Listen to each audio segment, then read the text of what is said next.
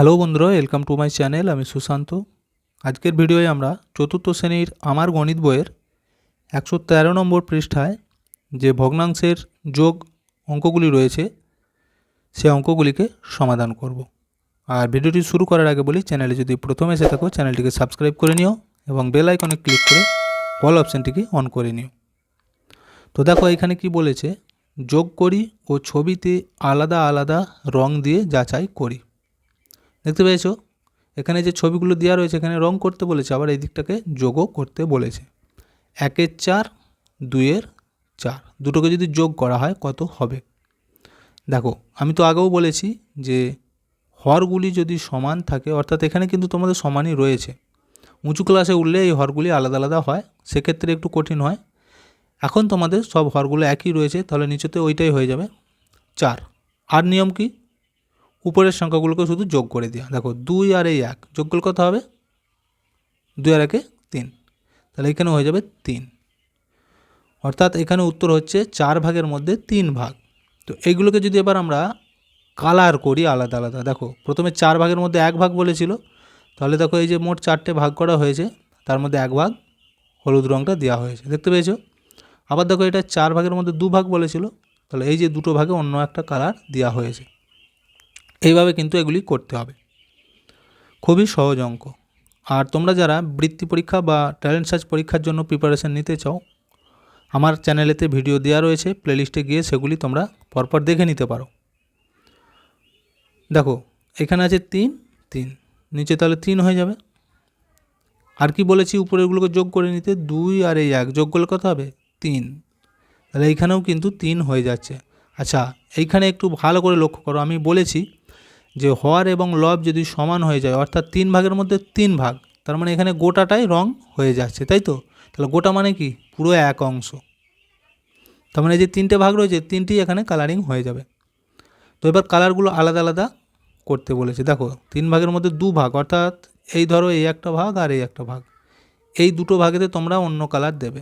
হয়তো আমি লিখে দিচ্ছি শুধু হলুদ বলে, লিখছি, তাহলে এই দুটোতেও হলুদ লিখবে।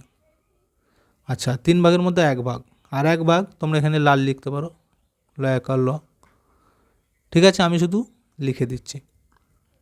আচ্ছা এরপরে এটা দেখো, এবার 3টে দেওয়া রয়েছে, 3-এর 6, 1-এর 6, 1-এর 6, তাহলে নিচে এই দেখো 6 6 আছে, তাহলে এখানে 6 হয়ে যাবে। আর নিয়ম কি, এই উপরেরগুলোকে যোগ করব পরপর, করে নাও। 3 আর এই 1-এ কত হবে, 4, তার সাথে এই 1 যোগ করলে হবে 5। তাহলে এটা দেখা যাচ্ছে কি মোট 6টা ভাগের মধ্যে 5 ভাগ কালারিং হবে। দেখো তাহলে কালারিং কীভাবে করব, এই যে প্রথমেই ছিল 6 ভাগের মধ্যে 3 ভাগ, তাহলে যে কোনো 3টে ভাগ, মনে করো 1টা 2টো 3টে, এগুলোই হলুদ করবে, ঠিক আছে।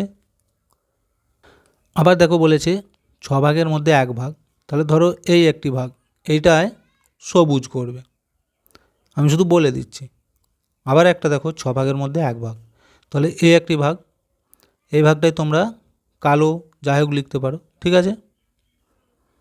নিচরটা দেখো, এবার এইখানেও তাই 3টে ভাগ আছে, 7 ভাগের মধ্যে 4 ভাগ, 7 ভাগের 2 ভাগ, 7 ভাগের 1 ভাগ, যোগ করলে কত হচ্ছে দেখো, নিচে 7 হয়ে যাবে, আর এগুলো পরপর যোগ করে দাও, 4-এর সাথে 2, 4 পর 5, 6, 6 আর 1-এ 7, তার মানে দেখো এখানেও 7-এর মধ্যে 7, অর্থাৎ পুরোটি কিন্তু কালার হয়ে যাবে।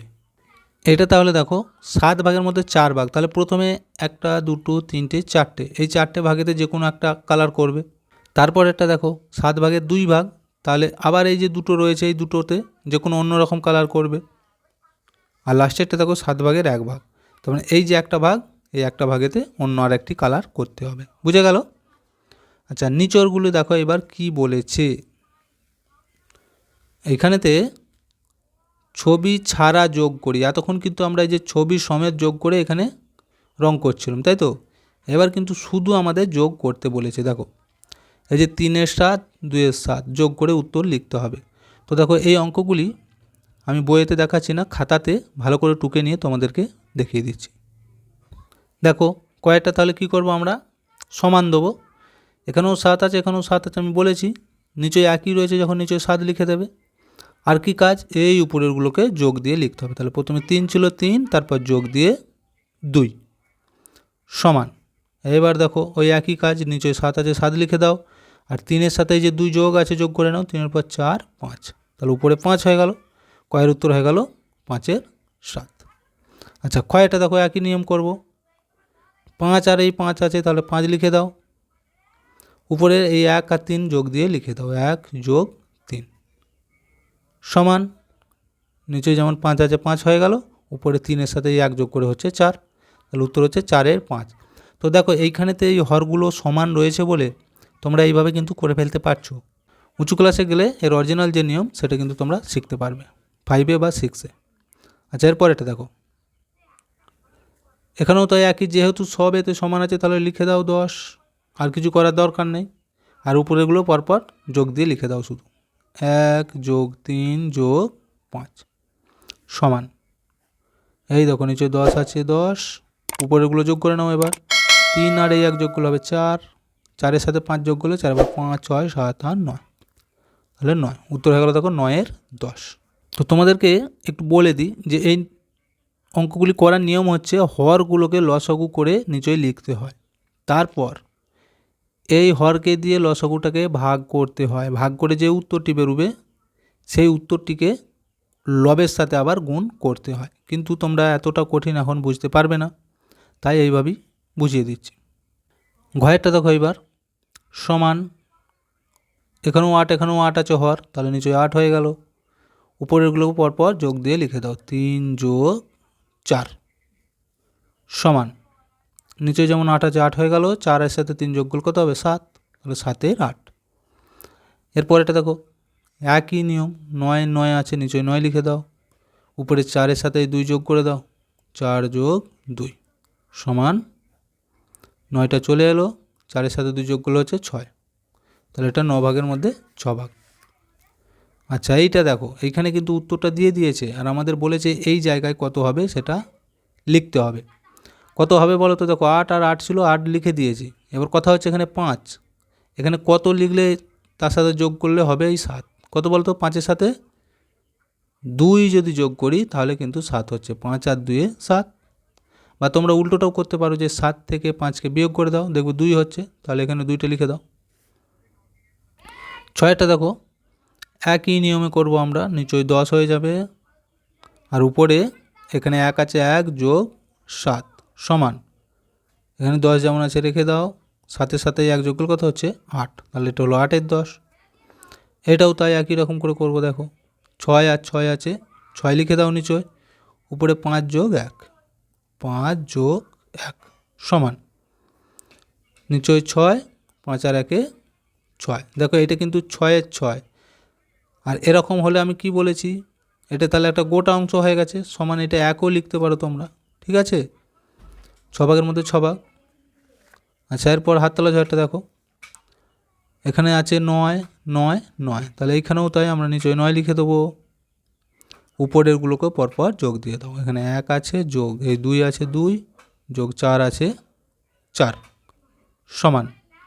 নিচে 9 আছে 9 লিখে দাও, আর উপরেরগুলো পরপর যোগ করে দাও, 4 আর 1-এ 5 আর এই 2-এ 7, তাই তো, উপরে যাচ্ছে 7, 9 ভাগের মধ্যে 7 ভাগ।